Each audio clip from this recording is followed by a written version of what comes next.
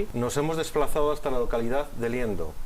Nos encontramos en los jardines de un establecimiento hotelero, ejemplo de auténtica calidad turística. Estamos en una posada, la Torre de la Quintana, edificio que data del siglo XV. Es representativo de la mejor arquitectura popular cántabra. Fue restaurado por el actual propietario y convertido en 16 suites. Por ello agradecemos en primer lugar la cesión de este espacio para realizar nuestro programa de televisión. En segundo lugar, agradecemos que Luis Rojas Marcos, bienvenido a nuestro programa. Muchas gracias por invitarme, Ricardo.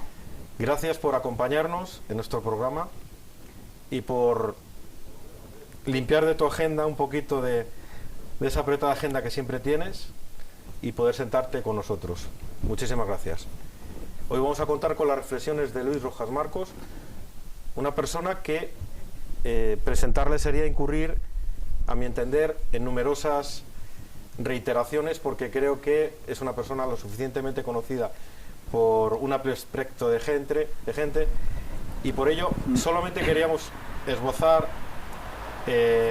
unas pinceladas de tu personalidad. Eres médico psiquiatra, eres investigador, eres profesor, naces en Sevilla en el año 43 y eres hermano de un líder andalucista, el señor también Alejandro Rojas Marcos, también fue alcalde de Sevilla. Estudias en Sevilla, País Vasco y Nueva York. Tú te has considerado emigrante. ¿Y por qué emigras? En el año, con 24 años aproximadamente, te vas a Estados Unidos. ¿Por qué? Bueno, eso fue, claro, hace en el 1968, el 15 de junio. Lo tengo grabado ahí. ¿Por qué me fui? Bueno, fue una serie, una mezcla de factores. Uno, yo siempre fui un niño inquieto y que me gustaba la aventura, me gustaba meterme en líos, como quien dice, ¿no? Y explorar nuevos horizontes. Ese fue un elemento. El otro elemento fue que yo era un niño inquieto con problemas de atención, lo que hoy día se llama hiperactivo, y eso me traía problemas también, suspensos en el colegio y dificultades, ¿no? Y eso pues también me ayudó a buscar un nuevo ambiente en el que yo pues pudiera encontrar una identidad propia más positiva. También me impulsó, la curiosidad me impulsó, y luego pues fue algo que yo en España pues claro estaba muy contento y en muchos sentidos, ¿no? Pero también había un ambiente en esos años, un ambiente de tensión social, tensión política, y yo tampoco lo llevaba muy bien, ¿no? O sea que todo esto se unió, y la facilidad también en aquel tiempo, en aquellos momentos de poder emigrar a Estados Unidos siendo médico, porque hacían falta médicos. Ajá. Entonces la verdad es que me lo pusieron muy fácil, y allí fui a ver qué vivía, ¿no? Qué cambio en mi vida. Ya publica un 5 de enero del 2014 el siguiente titular sobre ti. Te puedo tratar de tú, por cierto, sí, por favor, que de momento seguíamos ahí. Y dice, entrecomillado, el niño malo que buscaba su identidad. El psiquiatra tuvo una infancia complicada, pero supo superar el fracaso escolar y con 24 años emigró a Estados Unidos, donde logró entenderse a sí mismo. Al respecto, nos has hablado que padeciste un trastorno, es un déficit de atención siendo niño, que tú lo has reconocido, pero fíjate, esta enfermedad, curiosamente, no se cataloga o no se define hasta muy posteriormente. ¿Qué sientes tú cuando tú descubres que tienes que has tenido ese padecimiento y dices, yo lo he tenido? ¿Te sientes liberado o qué sientes? ¿O se identifica y te sientes mejor o diciendo, o cuál es tu sensación al respecto cuando ya se descubre y se cataloga la enfermedad? Bueno, la verdad es que el descubrir, o mejor dicho, el enterarme, que eso fue en el año aproximadamente en el año 73, 74, de que existía un síndrome. Entonces era el síndrome infantil del nerviosismo o la agitación, porque el déficit de atención no se reconoce como enfermedad o trastorno hasta 1994, ¿verdad? Pero ya el ir a una clase, que fue como yo lo descubrí, ir a una clase en Estados Unidos, cuando yo era residente de psiquiatría, fui a una clase de psiquiatría infantil en la que el tema era eso, la impulsividad en niños que tenían este síndrome, un proceso cerebral, un trastorno que se reflejaba en eso, impulsividad, falta de atención. Claro, el saber que esto tenía un nombre me ayudó mucho, porque en mi infancia, y luego pues era el niño malo, ¿no? El niño travieso pero malo, ¿cómo me llamaban? El rabo de lagartija, me parece que era uno de los nombres. O sea, y el descubrir que lo que tienes no es que eres malo, sino que tienes un trastorno, me tranquilizó mucho. Y también me alertó que era algo que yo tenía que tener en mente cuando tenía hijos, ¿verdad? Porque este es un trastorno que se hereda. ¿Hay genética al respecto? Es un factor importante genético. Luego también me ayudó a prestar atención a mis hijos. ¿Qué consejo le darías a un padre, a una madre, que detectan que su hijo tiene este padecimiento? ¿Cómo lo tiene que abordar un padre? Bueno, en primer lugar te ayuda mucho la información. ¿Qué significa esto, no? Que este niño o niña que no preste atención, que pasa una mosca y ya está, se distrae, que no lleva bien los estudios porque es impulsivo y dice cosas inapropiadas en el momento inapropiado y por lo tanto que va a fracasar en los estudios, que luego esa impulsividad le va a causar problemas con los amigos, problemas con los demás, ¿no? En primer lugar, mi consejo es entérate, lee sobre el tema y habla con un profesional, porque la información es fundamental en todo en la vida, pero tiene que ser una información fiable, ¿verdad? Y entonces vas a ver qué es lo que puedes hacer para minimizar los problemas de tu hijo o de tu hija. Siempre acudir a profesionales expertos y procurar intentar normalizar una situación que es muy dificultosa, ¿no? Porque es dificultosa, pero hoy día pues tenemos medios, porque claro, esto ya se lleva estudiando muchos años, tenemos tratamientos muy, muy efectivos, ¿no? Tratamientos a la hora de aprender, ¿verdad? A la hora de relacionar el niño con otros, hay tratamientos de rehabilitación. Si estos niños y adolescentes tienen una tendencia a meterse en líos y luego también tratamiento farmacológico de medicaciones importantes, y si los padres estamos informados lo vamos a llevar mejor y los niños también lo van a llevar mejor, porque no eres un niño malo, eres un niño que tienes este problema y que entre todos lo vamos a solucionar. Luis, nos hemos dejado atrás, antes hemos dicho que naces en Sevilla, te nacionalizas estadounidense, pero estamos en Liendo. En Liendo. ¿Qué vínculo tienes con Liendo? Bueno, yo tengo vínculos muy, como diría yo, muy profundos, ¿no? Para empezar, mi madre, que fue una gran madre, mi abuela, cuando digo gran madre me refiero a la paciencia que tenía conmigo, ¿verdad?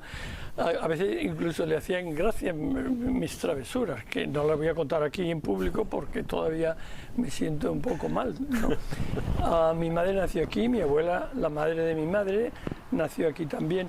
Y Liendo, donde veníamos en verano, Ricardo, pues era para mí una liberación. Yo venía de Sevilla, donde me habían cateado, con 14 años pues me catearon en todas.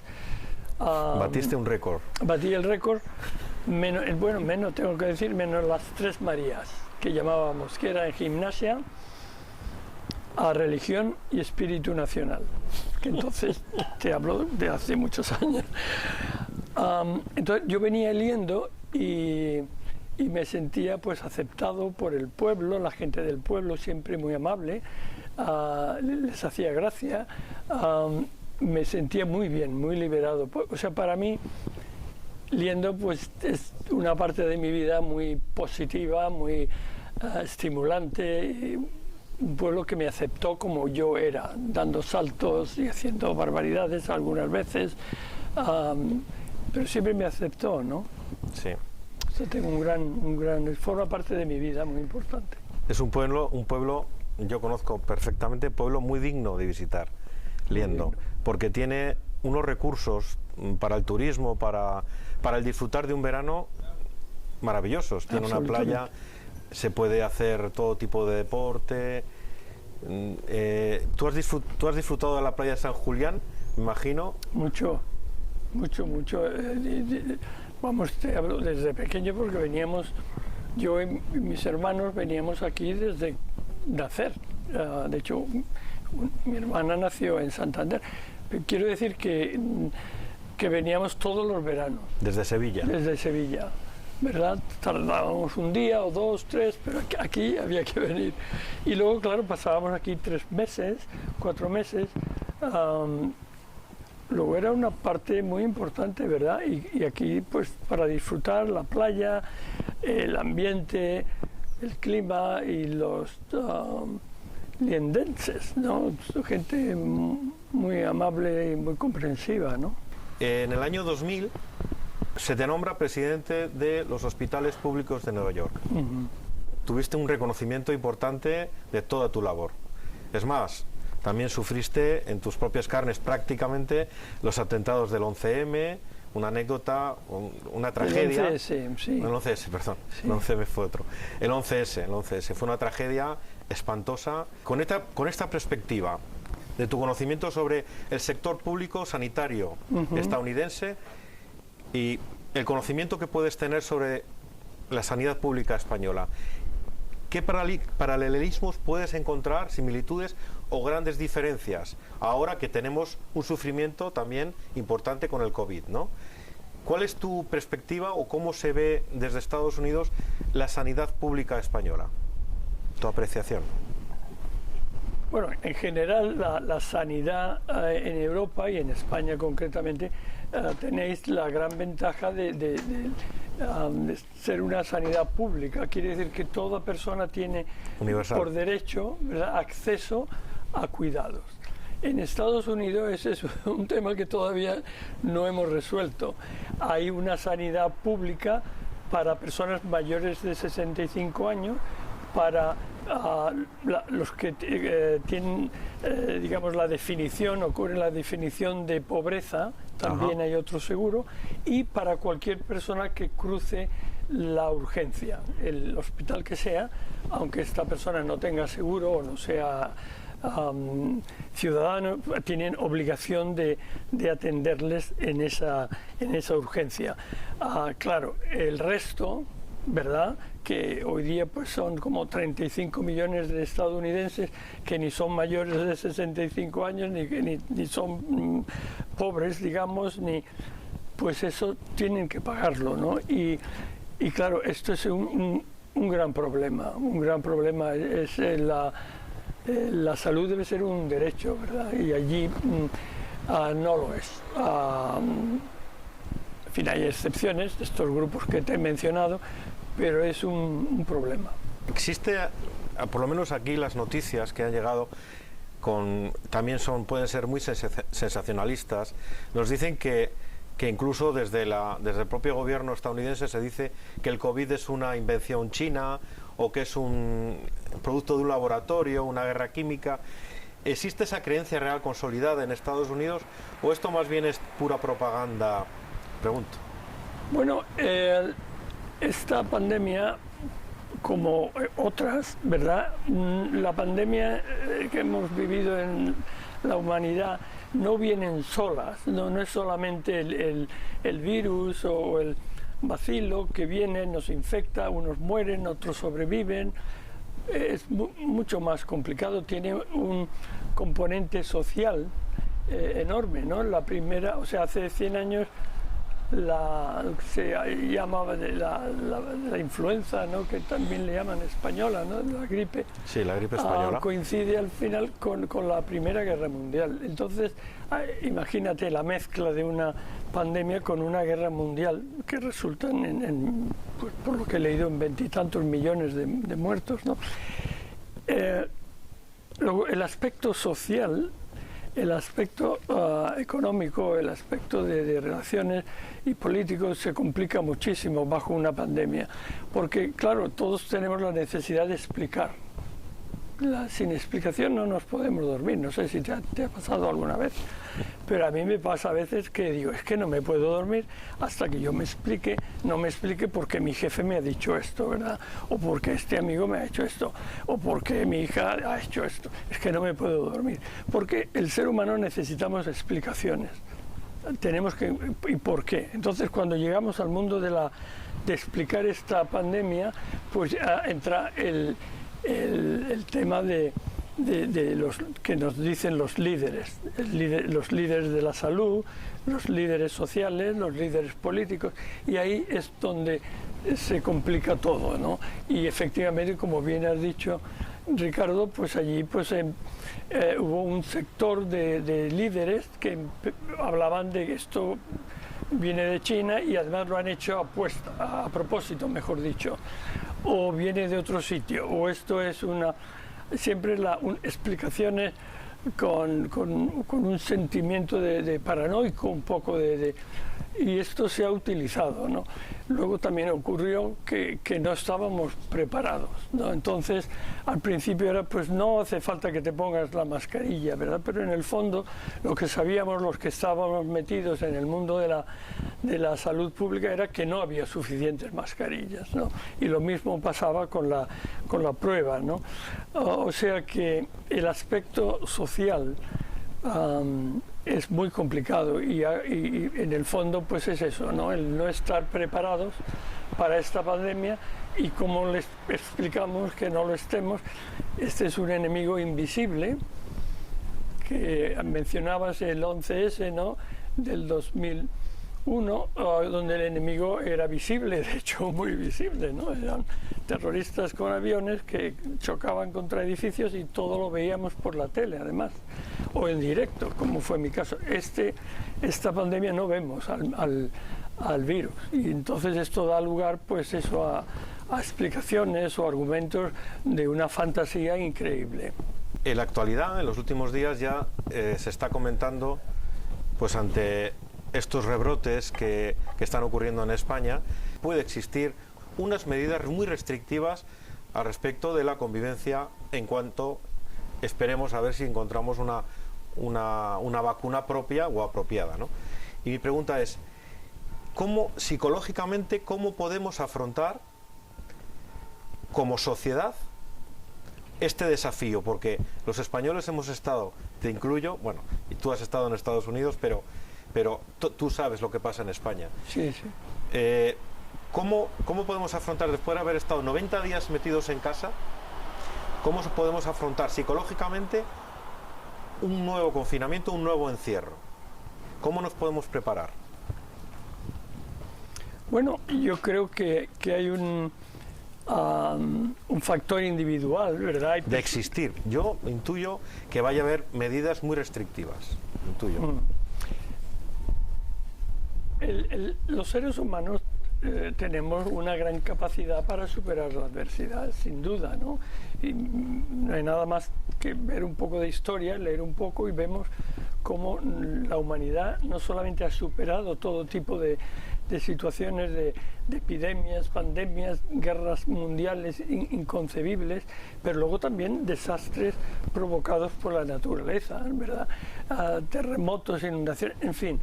Y los seres humanos superamos esto, y de hecho si tú miras la esperanza de vida en España o en Europa, Cuando yo me fui, pues estaba en la media en 79, 78. Hoy estáis aquí en 84, 85 años. Quiero decir con esto, y si vamos más atrás, mucho más, ¿no? Que hay que, para empezar, a mí me ayuda ponerlo en esta perspectiva. Tenemos la capacidad de superarlo, lo hemos probado ya. Por lo tanto, vamos a ver qué podemos hacer, ¿verdad?, para esta pandemia, suponiendo que vuelva, ¿no?, y tengamos qué es lo que podemos hacer, ¿no? También ayuda el tener buena información fiable, que sepamos, ¿verdad?, y líderes en ese momento que nos digan la verdad, aunque nos tengan que decir a lo mejor, pues mira, no sé, ¿verdad? Casi es mejor, ¿no? Mejor, no sé, pero entre todos lo vamos a vivir día a día, ¿no? Ese es el principio. Luego ya vamos a cómo cada persona o cada familia pues lo lleva. Yo creo que la información es importante, la esperanza, ¿verdad? La esperanza es pensar que lo que deseamos va a ocurrir, ¿no? Así. Y yo tenía un profesor que decía, mira, podemos vivir sin comer pues un mes casi, sin beber pues 6, 7 días, sin respirar 7 minutos, pero sin esperanza no se puede vivir. Luego, para empezar a esto, que pensar que lo vamos a poder conseguir, el superar esto ayuda, porque una vez que tienes esa esperanza, luego ya viene lo que llamamos en el mundo de la psicología la esperanza activa, que quiere decir, voy a hacer esto y lo voy a conseguir. Voy a hacer un programa, nos vamos a proteger, pero con la idea de que lo vamos a proteger y lo vamos a conseguir. Encontrar explicaciones favorables a esto y luego pues confiar en tus propias funciones ejecutivas, ¿no? En tu capacidad para decidir, en tu capacidad para ayudar a otras personas. Otro factor importante es, sabemos que personas que en momentos de grandes crisis o tragedias tienden a hacer voluntariado, quiere decir que ayudan a otras personas, sobreviven más, ¿eh? En parte es porque enfocan su atención, ¿no? Y entonces es más difícil perder el control o hundirse en la angustia o en el terror, ¿no? O sea, al final yo creo que vamos a estar preparados, pero eso hay que programarse, ¿no? Tienes numerosas publicaciones. Sé que estás cociendo ya un último libro. Uno de tus, llamémosle, hilo conductor de tu pensamiento es la idea de superar la adversidad. Te apoyas en cuatro factores: la autoestima, autocontrol, el optimismo y el pensamiento positivo. Ahora, precisamente en estos momentos tan drásticos de cambios, de incertidumbre, hay que rescatar estos cuatro elementos y factores positivos. Hay que rescatarlos, pero la mayoría de las personas ya lo tienen. Es curioso, hoy día sabemos mucho sobre la resiliencia. La resiliencia, que es una palabra que viene del inglés, de hecho, es la mezcla de resistencia y adaptación. Usamos el ejemplo de la pelota de goma. La pelota de goma la tiras, ¿verdad?, choca, se adapta al golpe sin romperse y luego vuelve al estado anterior, una pelota de goma. Alguien pues pone como ejemplo el árbol de bambú, ¿verdad?, que el viento lo lleva pero vuelve, ¿eh? Eso es la capacidad del ser humano de adaptarnos y de resistir sin rompernos un ataque del tipo que sea y luego pues volver. Eso es resiliencia. Se empezó a estudiar en los años 70 y la historia es muy interesante, ¿verdad? Las personas que empezaron a escribir sobre este tema pues eran un grupo de psicólogas y de ¿cómo le llamas? De ayudantes sociales o de trabajadores sociales. Asistentes sociales. Asistentes de la universidad en California, que fueron a una isla, en la isla de Kauai, ¿no? Y allí estudiaron todos los niños que habían nacido en el año, me parece que fue 68 o 69, en la isla. Y luego separaron a aquellos que habían superado una serie de enfermedades y de problemas, padres con problemas. En fin, al final de la historia, que duró años, que fue de donde sale la palabra resiliencia, pues ven que el 25% de los niños que se habían enfrentado por lo menos a 4 problemas muy serios, los padres morían o crecían en ambientes muy hostiles con alcoholismo y otros, que el 25% de estos niños superaban y crecían como adolescentes normales. Y aquello al principio les llamaban como super niños, ¿no? Que no había palabras. Esto, ¿cómo ha podido sobrevivir esta infancia? Bueno, la cuestión es que efectivamente los seres humanos tenemos esa capacidad. Y como has dicho, pues es una capacidad que tenemos desde el nacimiento. Luego también la podemos trabajar, ¿no? Pero para empezar, pues sí, hay que tener... confiar, ¿no? en las posibilidades. Yo puedo salir de esto, me lo voy a arreglar, voy a ver qué puedo hacer. Como decíamos antes, la esperanza, ¿no? Porque lo contrario de la esperanza es la desilusión total, ¿no? Que en el mundo de la psiquiatría pues le llamamos depresión. Y el problema de la depresión, que no se trata, es el suicidio. Cuando la persona llega a convencerse de que vivir no merece la pena, ¿verdad? Es que ha perdido toda la esperanza, ¿no? En general pensamos, no, esto se me va, lo voy a poder curar, ¿no? Quiero decir que el factor esperanza, el factor optimismo, y el optimismo, pues eso es una mezcla de esperanza, pero también es una mezcla de pensar que lo vamos a poder conseguir, ¿verdad?